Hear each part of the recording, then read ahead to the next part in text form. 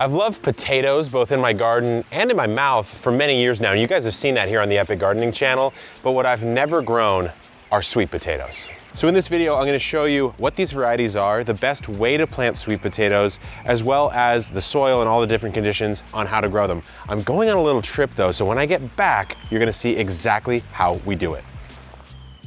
Well, it turns out that Kevin left the homestead and he's on a vacation, probably well-deserved. But what I did hear is that we got some sweet potatoes delivered. So we need to make sure that these are alive and doing well so that when Kevin gets back, we'll have a bountiful sweet potato for him to plant out. So what we have here are 5 different varieties of sweet potatoes. This first one that I just pulled out is called Lilac Beauty. Now, the problem is when you get a transplant in the mail, whether it's like a slip like this, which is just a rooted cutting, or it's a total transplant all on its own, you don't know how it was grown or where it was grown. So if I planted these out directly into the sun, straight into the garden, there's a chance that they'll immediately shrivel out and die because they're not ready for full sun exposure. So what we're gonna do today is actually pot them up and keep them in partial shade to make sure they survive, but I'll also probably plant one out just to see if it does get roasted. So what I have here is a special little recipe. It's the Hermit Dredge.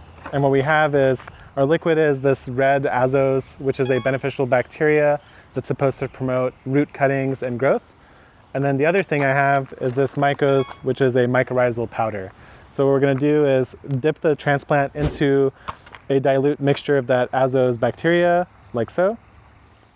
And then from there, actually, let's go ahead and leave these in here because you wanna let this soak in this liquid for about 5 minutes, 15 to 5 minutes. So that is the Lilac Beauty. And let's look at some of these other varieties. We have Jersey Yellow, Myanmar Purple, and this one is very short, which is interesting, and it's called the Pumpkin Yam Sweet Potato.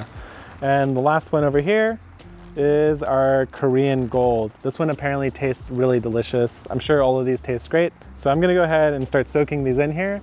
Once they've soaked for a little bit, we'll go into the dredge and plant them into these containers.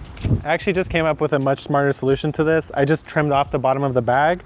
Now I can put this whole bag right into the solution and the label is attached to the plant. So I'm gonna go ahead and do that to all these guys. And again, we're gonna let them soak for probably 10 minutes. So the first one up is that Lilac Beauty that I put straight into the water. What I have here are the 4 cells partially filled with soil, but not all the way, so that we could pop these guys in and then top them off with soil. So the classic Hermit Dredge here is we're gonna go from the azose liquid, and then we're gonna tap it into the mycorrhizal. And you want the mycorrhizal powder to make contact with the roots. And this is all roots, so we got really good contact. Now we have 4 of each of the sweet potatoes potted up. What I'm actually going to do is move them over here because I don't want them to get afternoon sun that could be really intense. And although sweet potatoes love a lot of heat and sun, when they're at this stage as transplants, I wanna make sure they survive. So I'm gonna put them in the shade here in the afternoons, and in the morning this will get sun. Now that these are protected, I actually came up with a clever use for those last couple extra slips in the front yard garden. So let's go over there and check that out right now. So now we're up here in the front yard garden, and what you see is that I actually have this bed that appears to have no space whatsoever available. And that is true in theory, but what we're gonna do is actually use this full bed that's on its way out. It's full of broccoli that's already flowered. The bees are on it still, but in a week it's gonna be done. So my thought process here is that let's go ahead and use these plants as shade to protect these young, delicate sweet potatoes. So my thought is I'm gonna come in here, in between each broccoli plant, I'm gonna pop in the vines, bury them in, right on a drip emitter, cover it in mulch, and that's it. So the idea is that these plants are going to provide the shade that it needs to not fully get stressed. And so in a week, we'll come back, cut out all this broccoli and see if any sweet potatoes remain. But for now, I have to get the rest of these in the ground. Garden's been looking good since I've been gone. The only question though, is where are my sweet potatoes? Looks like Jacques may have planted a couple up front when I walked in, but the rest seem to have been potted up right here so they didn't die while I was gone on actually my first vacation, guys, since more or less I started going on Epic Gardening full time. So it was a much needed rest, but I'm back. Sweet Potato Daddy's back. I'm here to take care of you. I'm here to show you how we're gonna take these potted up slips that are looking very, very healthy and plant them in their final containers. There's actually a lot to know about container sizing as well as soil construction. So let's head on over and get it done. So I've got my sweet potatoes. I've got the Jack Daniel's half sawed off whiskey barrel. We hunted these down. Ooh, pretty heavy, but pretty much the most attractive way to grow sweet potatoes you could probably ever think of. And why is it important to have a barrel like this? Well, I'll say this, from the perspective of container sizing for sweet potatoes, it actually really does matter both not only the size, but the shape. You really want a wider container with sweet potatoes, gives you more space to plant these slips. I would say no smaller than 20 gallons. That's why these half whiskey barrels are a great option. I think this one actually came from Jack Daniels, made in the USA, authentic aged oak barrel. Let's see if it, I mean, it definitely smells a little whiskey-ish, but we're gonna be growing a vegetable in here. So the next thing you need to think about is the soil mix. So you're gonna do well if you have any sort of standard organic high quality potting mix. Right here, I've got strawberry fields from Fox Farm. It's just one that we've got local to us. It is on that higher quality side. And what I'm gonna do is start mixing this in. So I'm gonna rip it open, and you could grow in just potting mix if you really wanted to, but the thing that sweet potatoes want is sort of a mix of sand and loam. We've talked about different soil textures on this show before, and you know that sandy has the most drainage, loamy is sort of a mix of all three. You don't really wanna have it in that clay or silt range for sweet potatoes. Okay, bag number 2 is in. You'll notice it's not all the way full. Why is that? Because I have a couple more amendments that I will be adding to this. And the first one is kind of unusual. It's actually just patio or paver sand. So I need to get it more sandy. How? Add sand, pretty simple. And the next thing I wanna add is a little compost that we had delivered. So this is more of a woody style compost. You can see there's a decent amount of chips in here. It's more nitrogen heavy than your average compost, but I would still say it is on that woodier side. A lot of these municipal composts you get kind of are on that side. So I'm gonna go ahead, top it off with some of that compost, and now we need to incorporate. So the way we've started doing it here at Epic Gardening is actually just using these drill auger bits. This is from a company called Power Planter. We stock them in the store now because it's become our favorite way to mix soil, but just gonna go in and give it a little mix.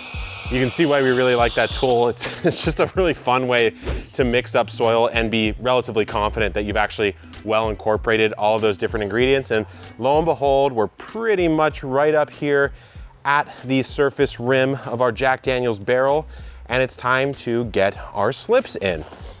So I have 4 slips. I would say a gallon barrel of this size, you could probably put about 6 slips in. So I'm a little light here, but certainly not going to be a huge problem. In fact, one of these has 2 slips in it. So here we go. I'm coming out. Looks like Jacques the Garden Hermit took really good care of these. These roots are looking not only pristine, white, healthy, but the plants themselves have developed quite a bit more roots since we got the slips. So that's really good news. I'm not gonna disturb this too much. I'm gonna plant it, not here, but about to there or so. So roughly right when the first leaf node starts to come out. I'm gonna dig down in. Nothing fancy here. We already sort of soaked these with a good amount of nutrition. I'm not gonna do any in-hole amendments, just added compost after all. And if I've got 4 of these, generally you wanna space them roughly about 8 inches apart, and I've got plenty of space to do that here. So I'm just gonna kind of go in like a little interior square pattern. Our sweet potatoes really prefer a more hot, more humid environment than potatoes would prefer, and take a little bit longer to produce, like 100, 150 plus days to get a really good production out of your sweet potatoes. And they produce a little bit more horizontally and bushy than potatoes, which you typically can hill up and they go a little more vertical. Honestly, I might like these a little more than I like potatoes. I hate to admit it because I love potatoes so much. But you can see we spaced these out pretty well. I'm actually gonna bring this one a little bit further over this way. So never be afraid to change your planting plan if it didn't make sense after you put everything else in here. So in we go right there. The only thing left to do in this planting phase is talk about location. So this is an area in my backyard that's getting full sun exposure throughout the day. You don't really want this in a too windy or cold of an area in your yard. So give it as close to full sun exposure as you can manage. If you're on a balcony or something like that, throw it right up next to that balcony, ideally a south or west facing balcony. So there we go, we're in. We'll give it a little firm up, we'll water it in. Last thing we need to do is just water it in. When I've not watered in the soil, when I mixed it and filled it, I like to be a little bit more gentle. So I like to come in with a lighter touch and just slowly hydrate it because it's not super moist from when I started, right? If I had been mixing and wetting at the same time, then I could give this a really light water and it would accept it just fine. I think the thing to really think about is, remember, we added sand to this mix. Why? Because we want good drainage. Sweet potatoes, if you're gonna kill them early in this slips phase, it's gonna be probably because you overwatered or you don't have enough drainage. Both of them pretty much end up causing the same thing. You're gonna rot those roots out.